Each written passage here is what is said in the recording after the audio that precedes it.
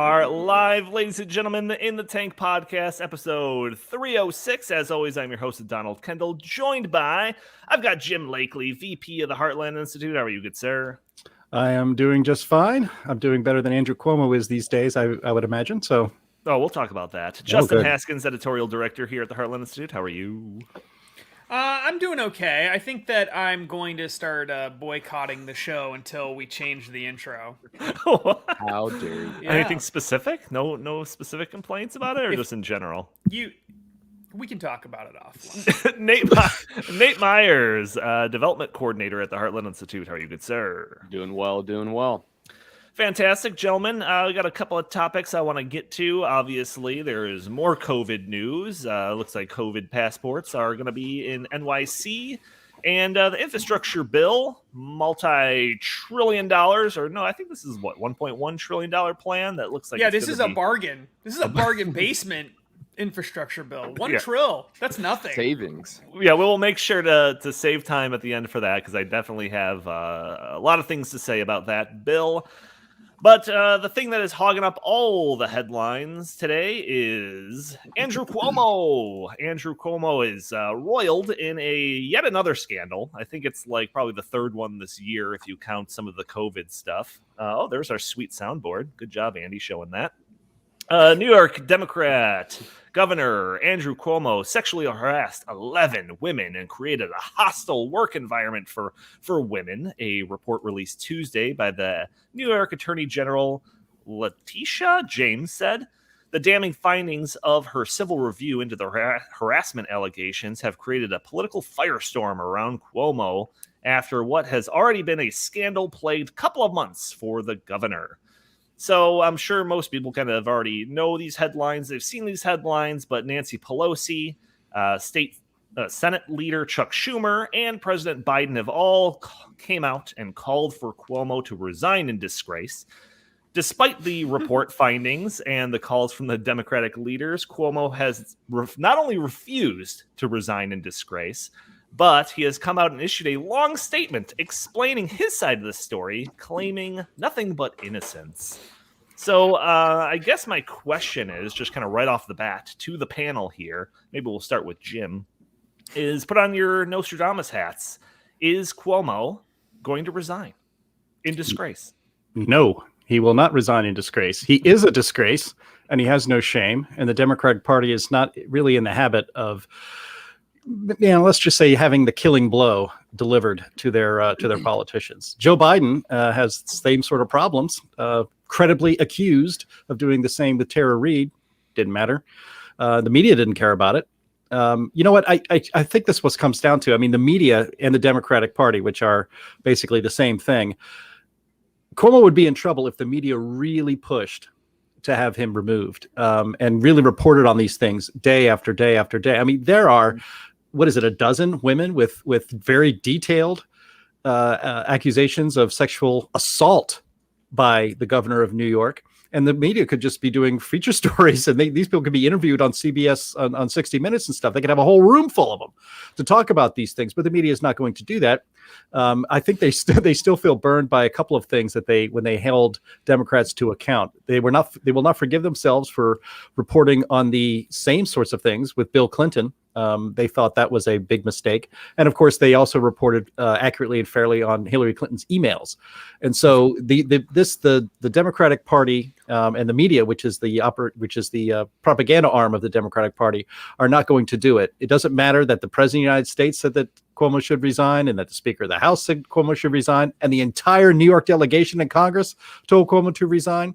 He is not going to resign. He is shameless, and the left basically is shameless, because their agenda is much more important than doing the right thing. Well, Justin, same question. I mean, last episode you were talking about how the media controls the narrative, and basically how politicians and influencers have to bend to the will of the media narrative. And when you've got Chris Cuomo on, prime time on CNN, basically saying that he can't talk about this because it has to do with his brother, do you think that that media narrative, or at least ignoring this largely, is going to keep this man in office? I think that they are, covering it to some extent, but I think that Andrew Cuomo is one of the most brilliant politicians in America. And here's why. Here's why I think he's one of the most brilliant politicians in America. Big claim. Because, he is. Because he understands. He's first of all, he's already been through this before. Many people called on him to resign a long time ago when these accusations first came out. And he goes, remember, we're supposed to believe all accusations against men no matter what. So we've already believed them. We've already thrown him under the bus. He's already should have resigned. There were already people calling for it, and he didn't do it. Because what Andrew Cuomo understands that so many other politicians, especially politicians on the right, don't understand, is that no matter how bad the scandal is, if you just ride it out, the media will move on. No matter what. Yeah, right. No matter what it is. If you're on the left, especially, the media will move on. Just ride it out. You just have to outlive the news cycle. Right. Yeah. So I'm not saying what he did was right or anything like that. That's not what I'm talking about. This is pure politics. But if you are going to, if you're Andrew Cuomo, what's the benefit of resigning? Your political career is over then if you resign. You admit that you're guilty. So what do? You say, I'm not guilty, and I'm not going to resign, and then you wait it out, and the media will move on to something else. And you know how I know the media will move on? Not only because they always move on, that's just history, but also because there is no benefit to the liberal media to constantly be talking about a prominent liberal politician in a scandal. There's no benefit to them to do that. Right. So they will move on. Jim mentioned earlier the whole Tara Reade accusation. What Tara Reade had accused Joe Biden of was way worse than what Andrew Cuomo had been accused of. She accused Joe Biden of rape, essentially. Yeah. And as far as I know, none of these women have accused Andrew Cuomo of something like that.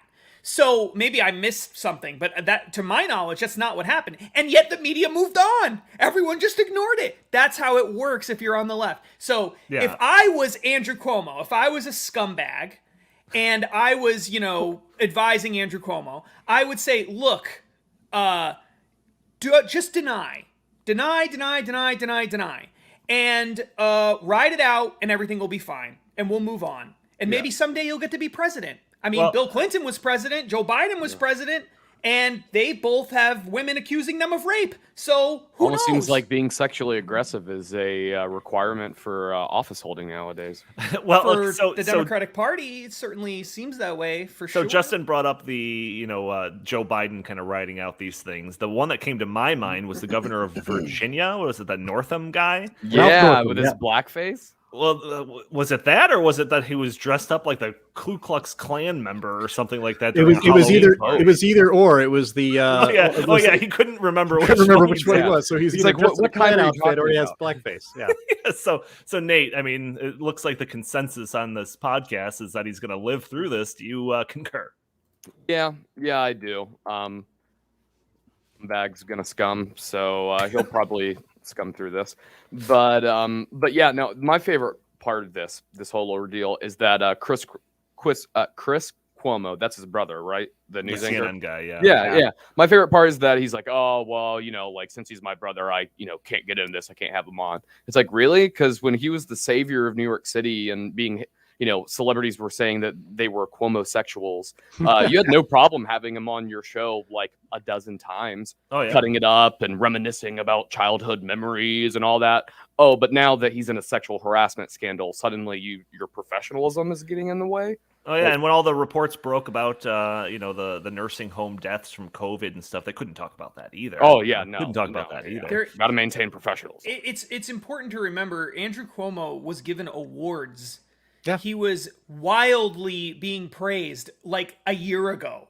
Wasn't he nominated for like a Nobel Prize or something? Like something obnoxiously ridiculous. He won an Emmy. That's what it was. For his COVID briefings. He won an Emmy. He won it. That's the thing. He won it. So the idea that, again, if you're Andrew Cuomo and if you're Emmy Award winner Andrew Cuomo, why would you admit to anything? And politicians are so stupid.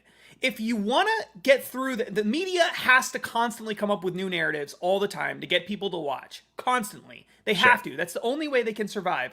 And those narratives are always going to benefit the left. So if you're a politician on the left, Ride it out. That's the well, way and, to and survive. clearly this. it looks like he's going to. Like I mentioned, that press conference that he did. It was actually like, was it a press conference? Because I don't think he took any questions, right? No, it was He's a just- statement. It was a statement. In fact, it was such a slickly produced video. The word is that was prepared.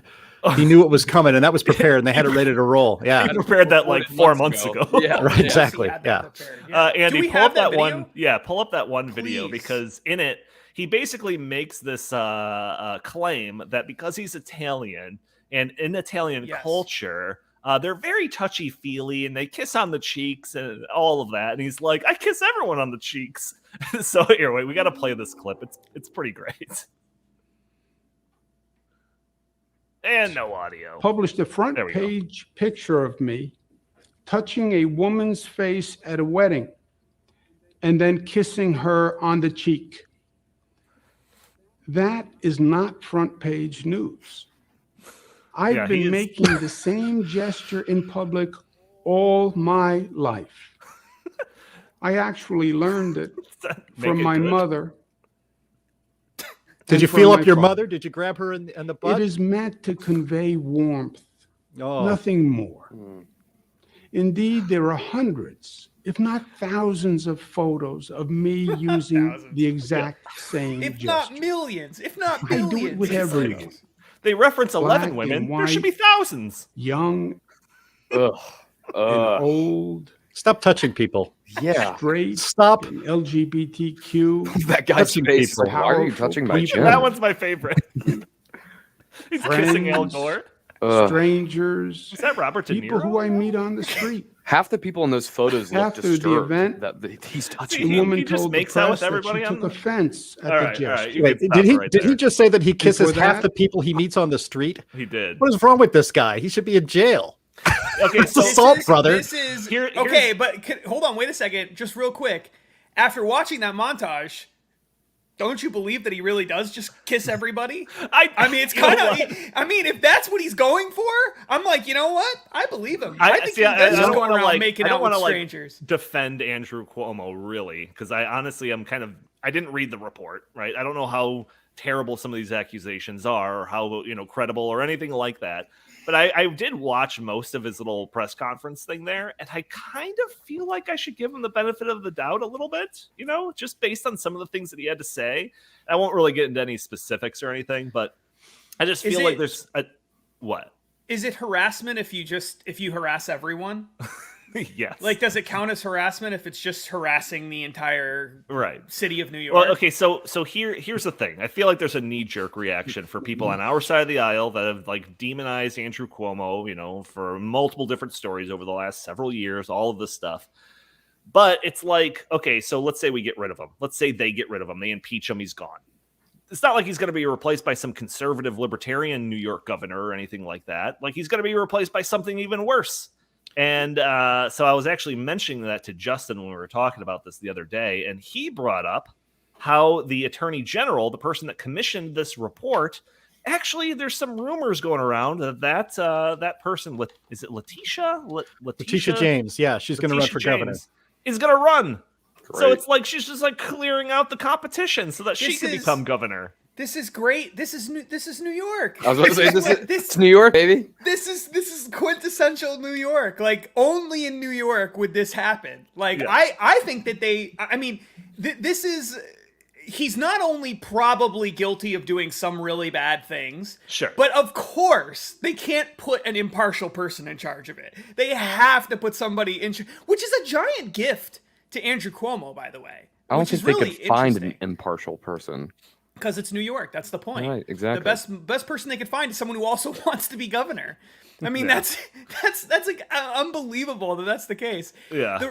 The reality is, and again, this is another reason why if you're Andrew Cuomo, you just ride it out, right? You just say, look, it's a biased investigation. You can't trust anything this person is saying. It's all nonsense. I make out with everybody, and even strangers on the street. And so I'm Italian, and if you say that this is wrong, then you hate Italians, and let's just move on, ride it out. He's going to be just fine. I guarantee you, he will win re-election if he runs again. Well, you he's want to gonna bet be. that? Let's I see. guarantee it. Let's see, because I think if something happens, it'll probably happen in the next week.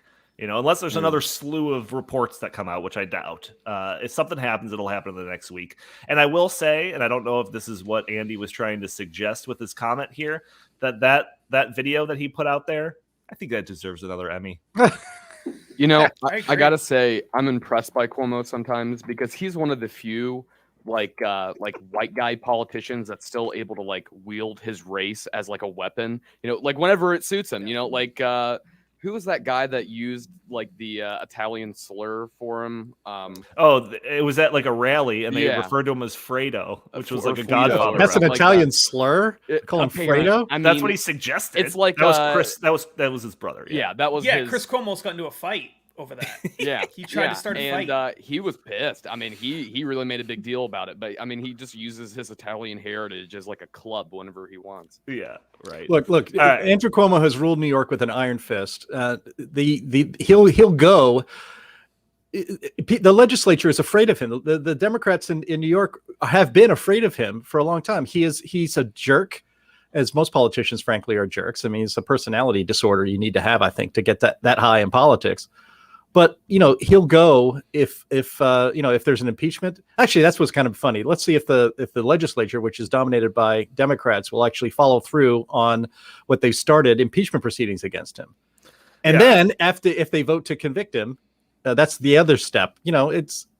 That'll tell you all you need to know is what the legislature does, what the other Democrats in the state actually do, not just say. Cuomo impeachment probe nears its end as New York lawmakers give Governor August 13th deadline to submit evidence. So maybe we won't hear anything for that video is his evidence. That's it right there. That's his evidence. Just one more thing. I make out with everybody. I make out with everybody. Yeah, I'm Italian. All right. Yes. All Just hold on. Wait, one more thing. One more thing. Hold on. One more thing. We talked about this on the phone. This long. We talked about this on the phone, Donnie, and this is really important. Okay, it's really important. Nothing we talk about on the phone is important, but go ahead. If you're Andrew Cuomo, again, I'm giving you advice. It's free advice, okay, Andrew? Take it. Joe Biden comes out and Joe Biden says, I think he should resign, right? And that's like the pinnacle of political opposition in the Democratic Party.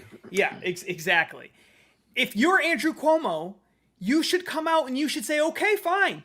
If my inappropriate contact with these people means that I should resign, then you should resign too, Joe. Right. And totally flip it on its head and have another montage, put together another montage, this time of Joe touching people inappropriately. Sniffing the hair of girls. Because if you're Andrew Cuomo and you're going to go down, nuke the party while you go down. Don't let them destroy you. That's the Italian way. That's the Italian way. That would be awesome. Fair. That would be the way to do it, right? So that's my advice to Andrew Cuomo. If you're gonna go out swinging. Yeah. Don't let Joe Biden, who's a feeble old man, defeat you in the end. And then go up to Biden. Give him the kiss of death. Yeah, give him the kiss of death. Pull the pin on the grenade as you're going down. Well, and Biden calling Cuomo, to resign over sexual harassment allegations is the pot calling the kettle black if I've ever seen it. Yeah, absolutely. My God, the compilation videos of Biden touching people inappropriately, it makes Cuomo look like a saint. Like his are just downright creepy and like plus he was accused of rape, of raping someone, of sexually assaulting them. Right. All right, let's move on because there is more news out of New York. Big news out of New York is the announcement by New York City Mayor Bill de Blasio that proof of vaccinations will be required to enter the city's restaurants, gyms, theaters, and other entertainment venues. The program called the Key to NYC Pass is going into effect August 16th with full enforcement beginning in September 13th. So I've also heard that Bill de Blasio has encouraged other cities to follow suit. And when asked whether other cities should follow suit, Joe Biden said yes. And like I've mentioned in our last episode, mayors of other cities have already signaled that they're ready to issue more restrictions, not reduce them. So let's start with Nate. Looks like NYC is going full bore into COVID passport territory. Perhaps it's coming to a city near you.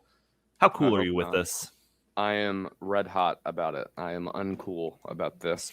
These, despite the obvious, unconstitutional nature of these passports, these are going to be devastating to businesses. I mean, they've already had to survive nearly 2 years of lockdowns in some manner or another.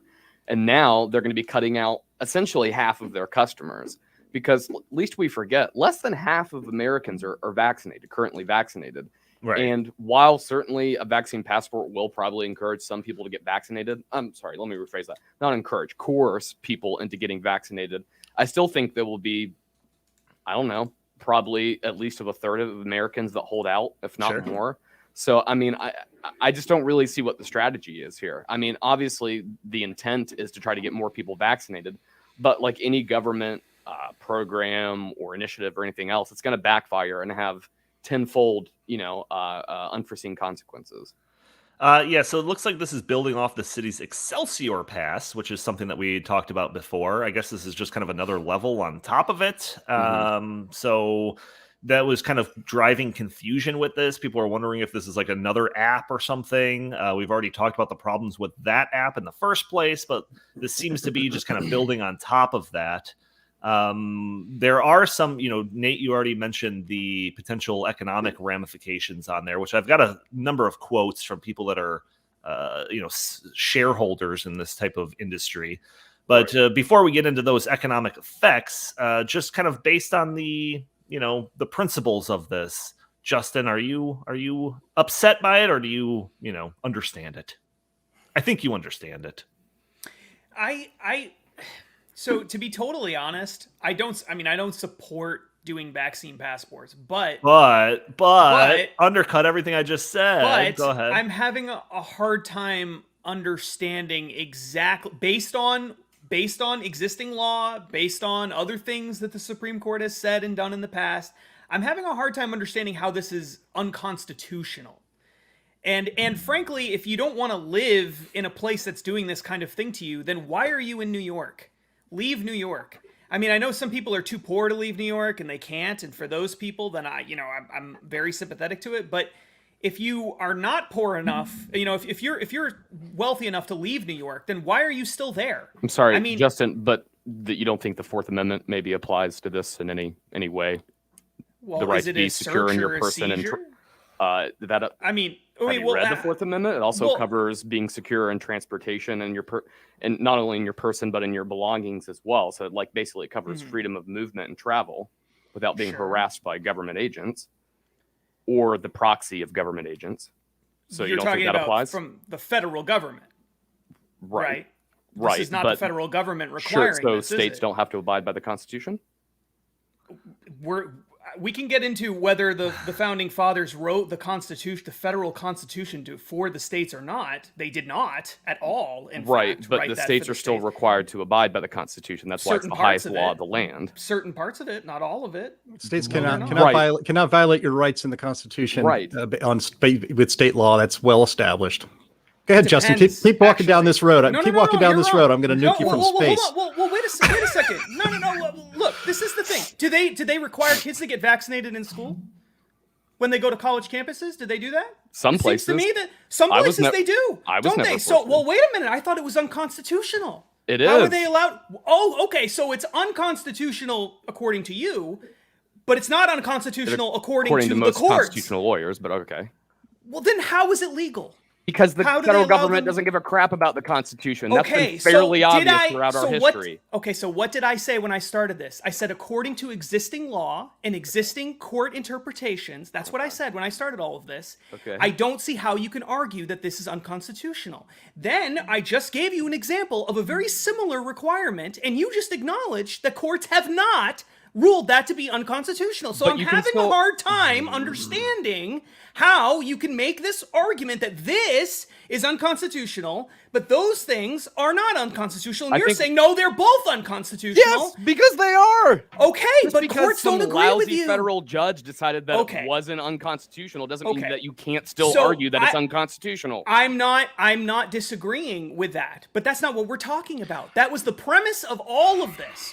Was existing law. You have to change all kinds of laws. I think there's all sorts of things that are unconstitutional that go on. I think you could argue, in fact, James Madison, for example, argued that federal infrastructure bills are unconstitutional. And yet everyone seems to think that's constitutional and that's perfectly fine. So There's all sorts of things you could point to and say, this is unconstitutional. We shouldn't be doing that. My point is, existing law, as interpreted by the Supreme Court, has determined that this sort of thing is constitutional. So unless you're going to go back and roll back a whole bunch of other things, then I don't understand the argument. Do states and cities not have any right at all to determine how public safety, for example, or any sorts of other things? Are you saying they don't have any right to make those decisions? They can't do anything not if it at all? violates the Constitution. Not if it violates the Constitution. And who decides whether it violates the Constitution, Nate? That's the point. That's the whole point. Where in the Constitution does it say you can't have a vaccine passport? It doesn't. You're interpreting that into the Constitution. Oh, you're so right. Okay. Can we back up? Justin, I don't believe you actually believe that we should live in a permission society in which you have to show your papers to participate in ordinary, normal American life. That's not what I said. That's the position. What I said was, no, it is not. What I said is that it's not unconstitutional based on existing law. That's what I said. I did not. In fact, I specifically said I don't support it. But is it unconstitutional? See, that's the argument you guys are making, is that it's unconstitutional. I haven't said anything yet. I know that's your position. I don't even need you to talk. I already know that's your position, and Nate did say that already. So I know, I am 100% sure. So are you going to say it's not? Go ahead. Prove me wrong, Jim. Go ahead. Say it's constitutional for me. Justin, the Constitution doesn't cover, quote-unquote, assault weapons either. So I guess those shouldn't be covered under the Second Amendment, right? Because it's not explicitly mentioned. What? It says all guns. It's all arms. Yeah. Well, yeah, it's the right to bear arms. Does it specify? Well, I mean, it doesn't specify assault weapons though, so I guess. Well, arms is a pretty broad category that I believe. I believe. So is the Fourth Amendment when it says you have the right to be secure in your persons in travel. So that doesn't protect a person from being. What does being secure in your person and having the right to travel have to do with a federal constitutional amendment about having what you just described? So you don't think having your freedom of travel restricted because you may or may not have the vaccine as a violation? I'm just waiting for Jim to jump in at this point. Well, I keep trying. And by the logic that you're making, we can't have driver's licenses either because that would be a restriction. Okay, so you see my point? This is my point. We're now getting into libertarian and absurdity land where everything is unconstitutional. So much more evil than conservatism, which is just progressivism driving the speed limit. But sure, okay. Can we just talk about this on practical terms? No American should be comfortable having to show their papers to prove they are vaccinated to get into a restaurant or to go to a concert, to any of those things. And one of the main reasons why that is not acceptable and not worth doing is because, one, this is not even about controlling the disease. This is about controlling people. This is about conditioning us to be submissive to the government in all things. This is part of the flood the zone strategy of the left, to just wear us down so that we finally just throw up our hands. Like, I don't know if Justin has thrown up his hands and just accepting it at this point, but just throwing up your hands. I can't take it anymore. I can't resist everything. And it's just wearing us down and wearing us down. The total number of COVID deaths in New York City on July 29th. Any guesses out there? How many people died of COVID in New York City? The most densely populated city in the United States. How many people died on July 29th? I'll give you the answer. 2 people. 2 people died of COVID in New York City on July 29th. In Philadelphia, on that same date, the number of COVID deaths was 1. And the number of deaths in Washington, D.C. on that day was 0. This is 0, a red herring zilch, argument. nada. And so, but we're being told by our government rulers, not our politicians, but people who presume to rule over us, not represent us and follow the law, that we have to do this to save lives. Look up these statistics yourself. Look at the charts yourself. We had a huge spike and then we had another little spike, and now we are down to nothing. There is almost no deaths. The 7-day average of deaths in Washington, D.C. is also 0. The 7-day average of deaths in New York City is 2. I mean, in Los Angeles, San Francisco, it's the same thing.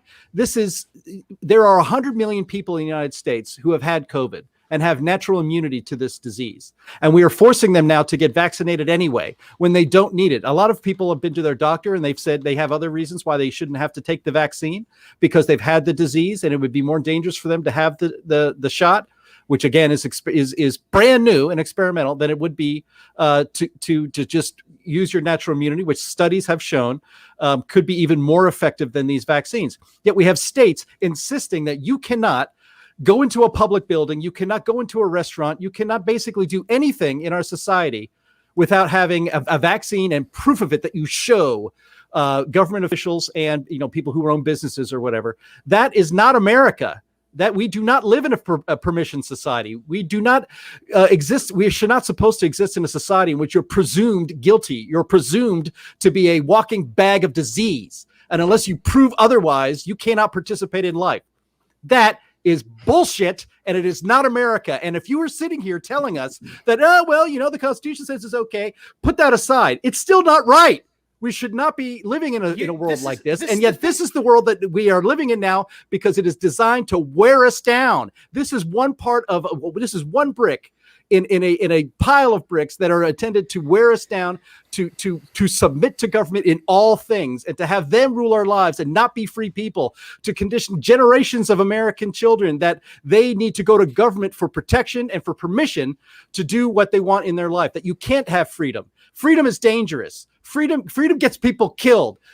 Submit is safety. This is the society we're getting into now, and this is why this entire discussion about whether it's constitutional or not is almost like how many angels can dance on the head of a pin. It is morally wrong for this to happen. It is not American for this to happen, and it should be resisted in every place by free American citizens. Period. The thing that bothers me about this kind of argument, I don't disagree with a lot of what you said, but the thing that bothers me about it is I find it incredibly disingenuous, because if people were walking bags of diseases, and I know because we've had this conversation before, and people were dying all over the place from this, your position would be the same. That's what you've said before. So you make all these arguments about, only 2 people died in New York and only 1 person died in Philadelphia. Who cares? From your position ideologically, it doesn't matter. It matters because that's the people. justification they are using. Don't talk about what my argument is. Everybody knows where I stand. That's not the Our government justification rulers they're are saying using. that we You're have to. wrong.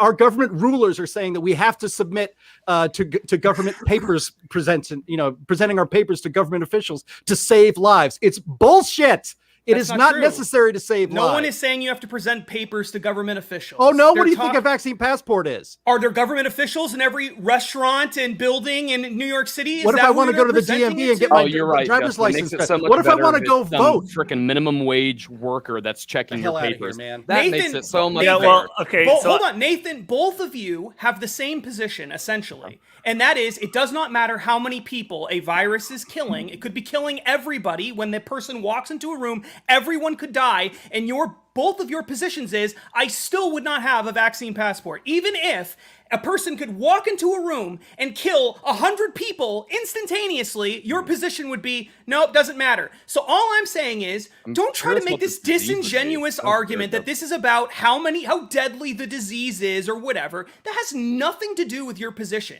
It doesn't matter how deadly the disease is according to your own statements. Justin, do you want to know what my position is? My position is I know what your position is. Really? All right, then tell me what my position is. Your position is that there should be absolutely no regulations or rules of any kind regarding vaccinations, period. Okay, no matter what. Okay, no matter how deadly it is, no matter how many people die. Let me tell you the ideological foundation of my position.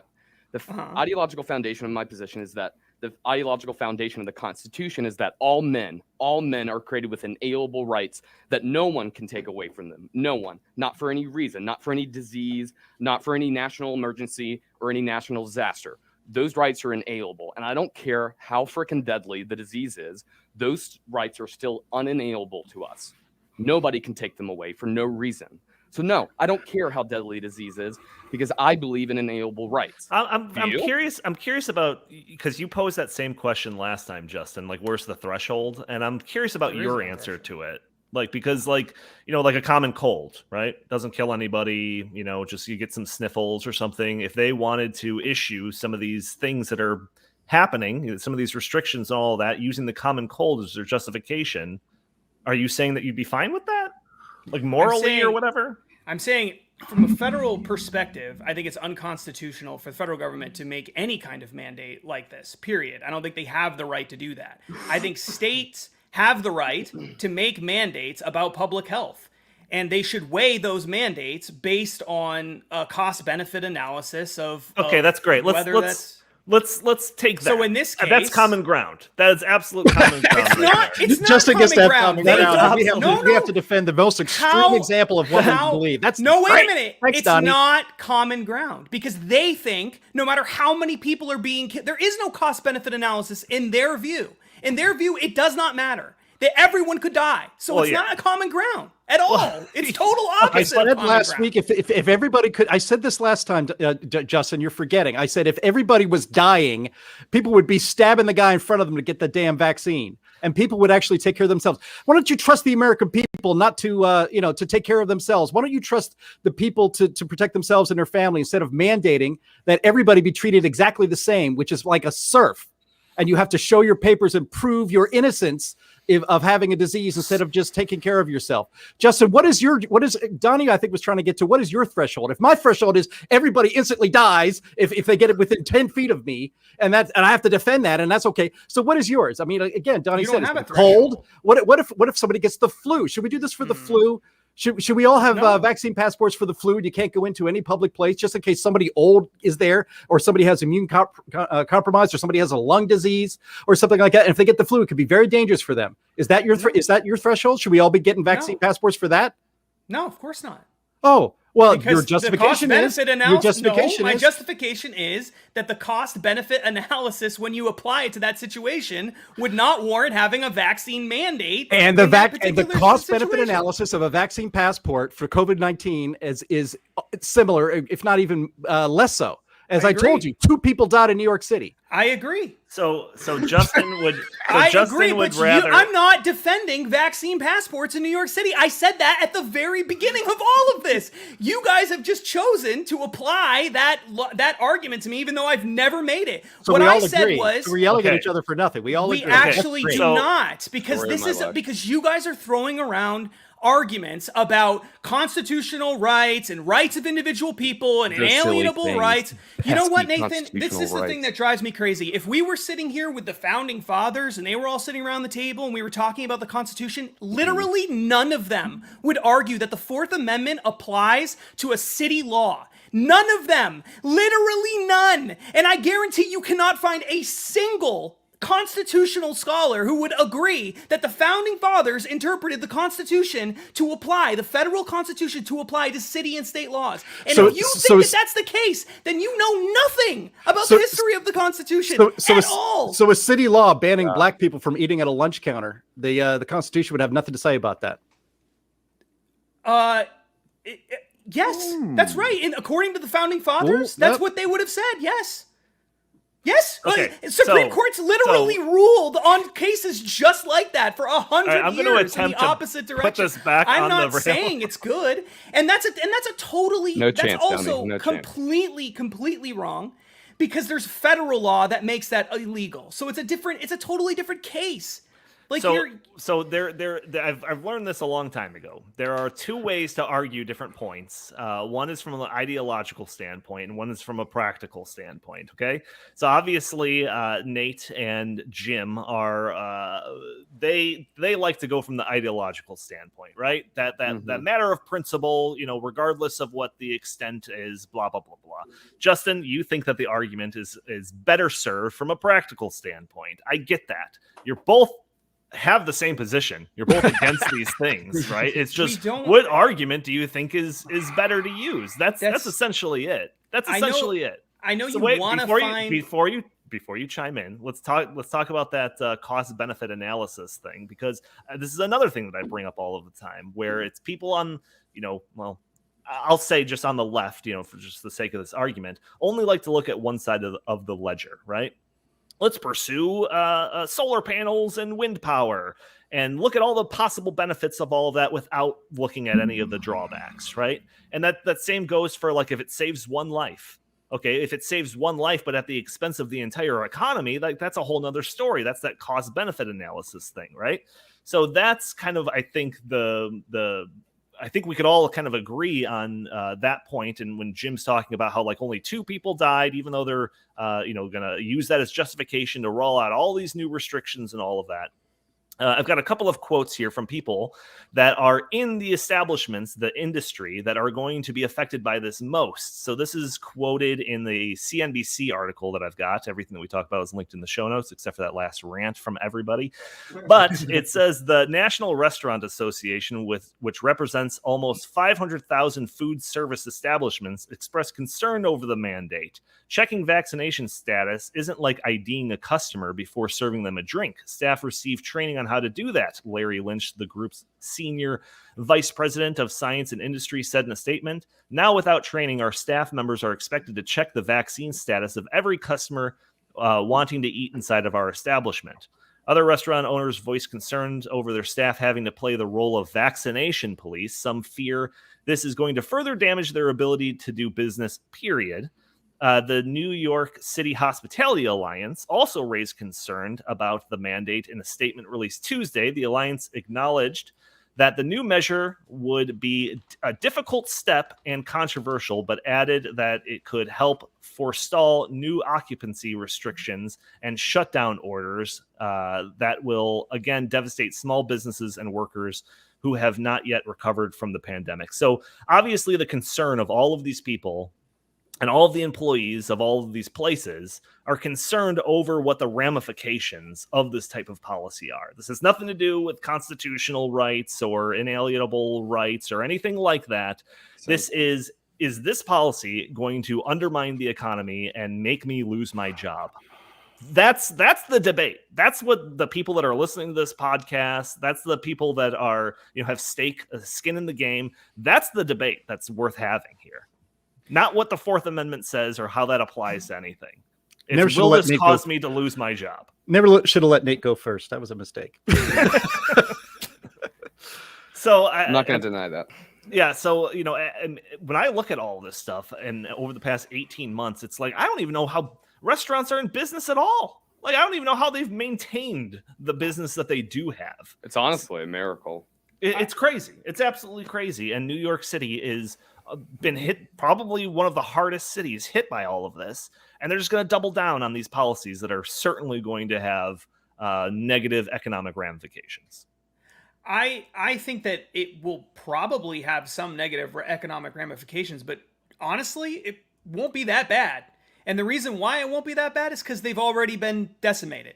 So what more can you possibly? I mean, at this point, the ashes what does can't it matter? burn anymore. Yeah, what's a little bit more insult to injury? Well, it wasn't that long ago that they weren't allowed to have anybody inside at all. Period. That's true. So I mean, what are we really talking about here? This isn't really much. This isn't worse than the things that they've already been put through over the past year or so. Well, so there's also I don't know. Is it really that? There's also other stories that are going around about like businesses that are just taking it upon themselves to force their employees to get vaccines. If you're going to continue working here, you've got to get vaccinated. So there was a number of big businesses that are already doing this. I don't suspect the Heartland Institute is going to do that, but let's just say, for the sake of argument, that they did. Nate, how would you react to that mandate? The Heartland Institute says if you want to continue working here, you have to get vaccinated. What would you do? I would be looking for a new job.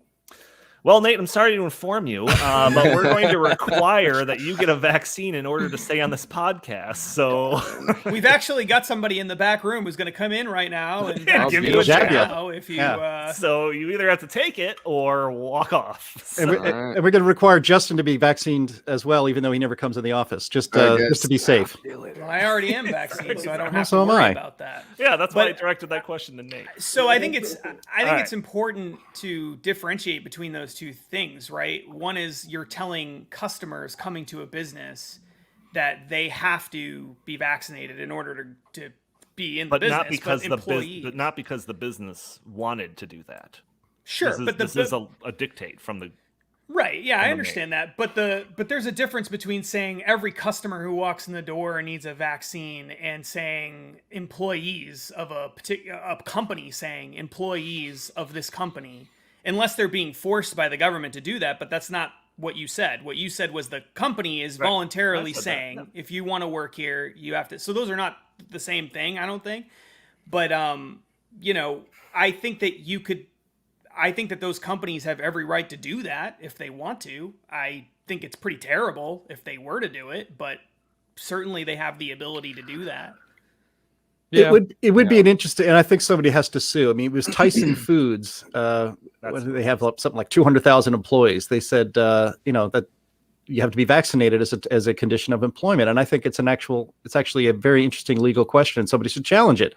Is it constitutional? I don't want to get into that again with Nate, but is it right or wrong, or is it constitutional? Does a company have a legal right to force you to take medicine as a condition of employment? We've had Supreme Court decisions about that have ruled against a Catholic charity, or that they want their employees to be Catholic, or they want to adhere to their Catholic doctrines as they operate their endeavor. And courts have frowned upon those sorts of things. So they say that's an unconstitutional requirement, that you need to be more open. And would it be illegal? I think it would be a good thing to have courts take a look at. It's the idea that, is it okay for a company to force you to take medicine against your will if you don't want to take it in order to be employed there? I think the answer should be no. I think that in a free country, you shouldn't be required to take medicine, which is really what this vaccination is. It's not a traditional vax, where it prevents the disease. I mean, we're seeing that right now. People who are vaccinated are getting COVID again. It's not a big deal because most of them are not getting sick, but they're still getting the disease. Most vaccinations prevent you from getting the disease in the future. Aren't there like HIPAA laws that would prevent employers from like having to know what your medical records are in regards to your vaccination status? Yes. Is that a thing anymore? It's supposed to be a thing, but it seems like everything that's a thing just gets waived because of COVID. The governments get to basically say whatever they want based on COVID and violate your rights because of COVID. And I think the American people are getting sick of it. I am. I don't think it's a violation of HIPAA for them to do that, but I'm not an expert on HIPAA, so I guess it's possible. Well, I'm not an expert on HIPAA. I'm an expert on hippos, but that's a totally different sure you subject. are. They're the fastest, one of the fastest land animals. I don't know if you knew that. That's right. They're actually way more deadly well, than. Yeah, actually, they can run like 35 miles an hour. We have to talk about infrastructure. We've only got like 10 minutes left. We have to talk about infrastructure. Didn't know that we would have a. There you Look go. at those! Look at those beautiful. They're responsible for the most deaths in Africa annually. Okay. Hippos, Infrastructure bill. Moving on. We'll talk about COVID again next week because, of course, it's going to be a thing. But infrastructure bill. Days after the bipartisan infrastructure bill passed a procedural vote in the Senate, the full text of the bill has been released.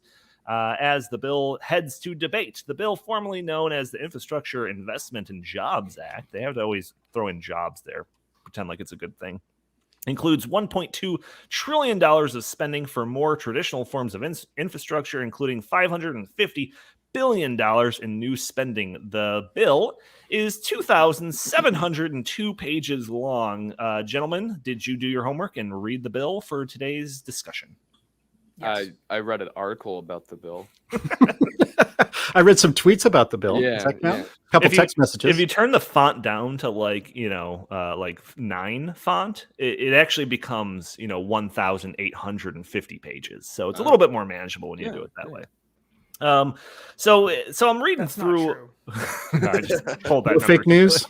Totally fake news. Justin counted. He knows. Yeah. I don't know. This seems.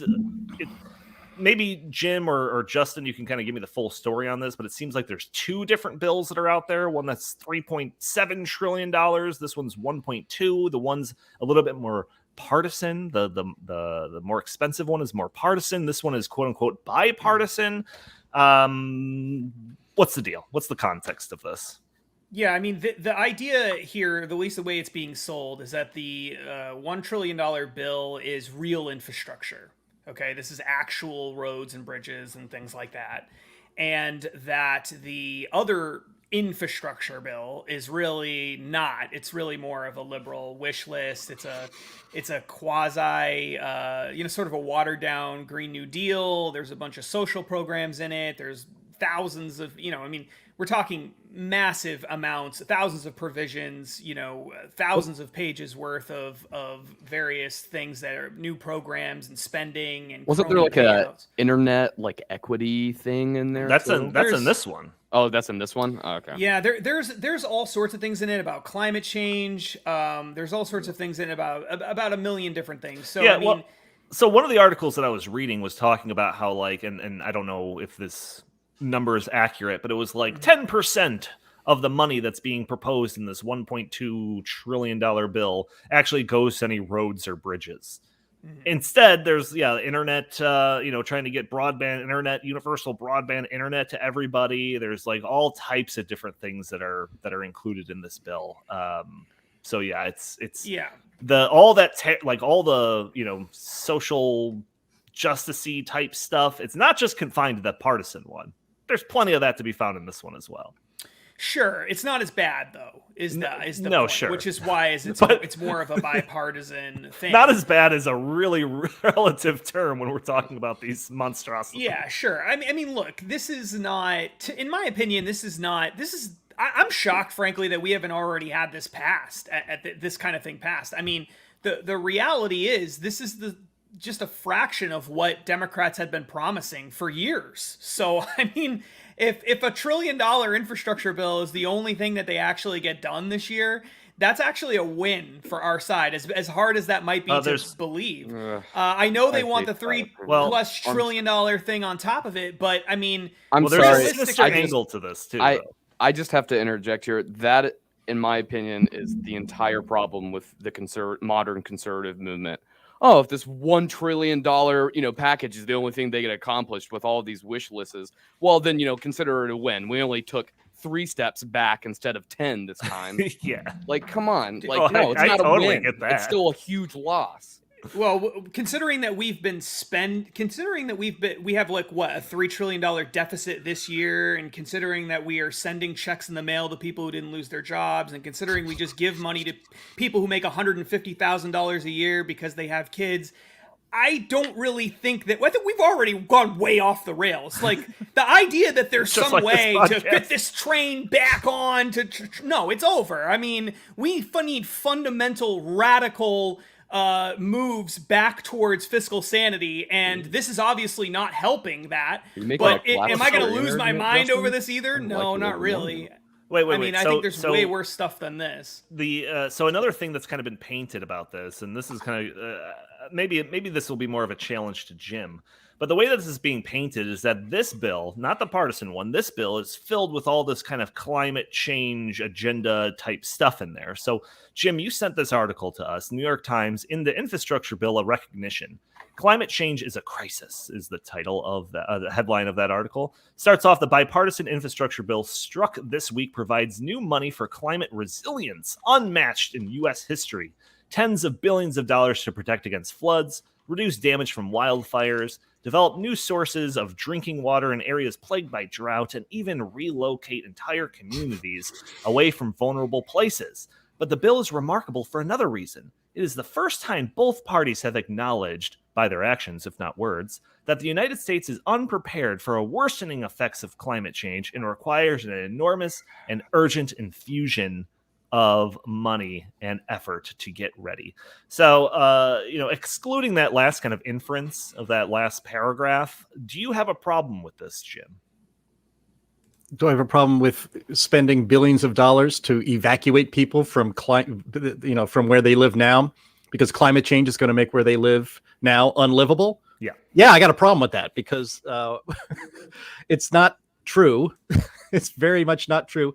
I mean, if they're talking, I wish they got into specifics on that in that story, because I guess maybe they should evacuate Michelle and Barack Obama, because they have a 35-acre palatial estate on Martha's Vineyard, which is right on the ocean. So maybe we should start with them and move them out. Maybe they would like to live in Iowa somewhere, far away from any rivers or lakes or anything that might endanger their lives. So yeah, I have a problem spending money like that, because it's not necessary to do that. If they live in a fire-prone zone, people move there or move out of there based on the risk they're willing to take on their property. These are decisions that people make. Nobody's forcing somebody to live in a dangerous place because of climate change. And the idea that any place in the United States, or frankly the world, is a dangerous place for humans to exist because CO2 in the atmosphere is causing seas to rise, or whatever you're going to call it, is BS. I said the word BS So- all full in my yells before, but I'm just going to try to use the nice you're BS term winding right now. down a little bit. I am. get it. I've come down. I exhausted myself. So on its face, obviously the price tag and we're just piling trillions of dollars onto the already enormous debt and all of the problems that I have in that. But on its face, I don't have quite as much of a problem with it than like the Green New Deal itself, right? So, I'll acknowledge all day climate's changing. The magnitude of that, how much of a role the humans are playing in that change, that's very much up for debate. Sure, of course. But I've always maintained that it's better to use our resources to cope with those changes opposed to trying to fruitlessly stop them from happening in the first place. And pretending that doesn't mean the government has to do all the spending for the coping. That's Well, what it's I'm an saying. interesting point, Donnie. That's actually a similar point that many of the founding fathers made about human nature.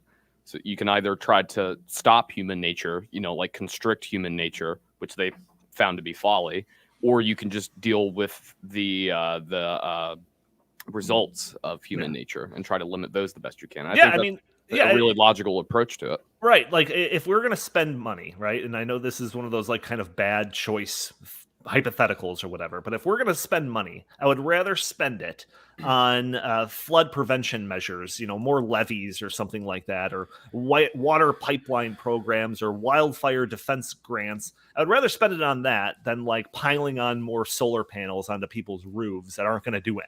Absolutely anything. In fact, they're going to do worse because they're going to undermine our energy systems and all of that, or energy infrastructure. So if we're going to spend money, I would rather do it with coping than fruitless mitigation. I agree with that totally, but I have a question for the three of you, and that is, do you not support, what is your position on infrastructure, funding in general? I mean, some of this is for actual infrastructure, obviously. Right? Yeah, like 5 to 10%. Well, no, I think that's a little misleading. It's $110 billion for the roads and bridges. That's the 10%. But there's also rail stuff in there, and there's water stuff, and I mean, it's not 10%. There's electric vehicle charging stations in there too, half. which we talked about the other day. Well, okay, sure, but. So do you not Complete waste support of money. any? So do you not support any infrastructure spending? You know what, guys? 3 minutes left. What's the meaning of life? That's another Andy joke. Well, Justin, you will probably not like my answer typically because it comes from more of a libertarian perspective. I mean, I think states should solely be responsible for the infrastructure in their respective territory. Absolutely. The federal government has no business building. I mean, like maybe you can argue like the interstate system because that was built to be responsive to like any kind of potential invasion during World War II. So I get that, that's part of like military defense spending.